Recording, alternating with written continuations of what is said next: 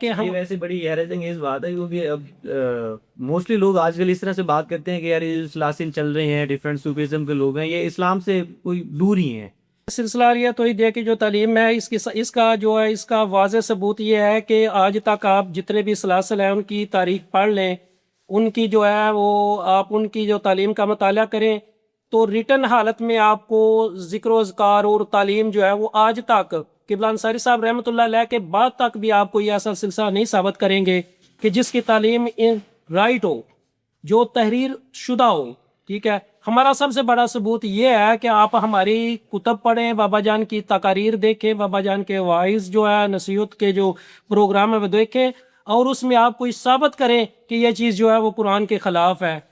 جب ہر چیز آپ کے سامنے جو ہے وہ روشن ہے،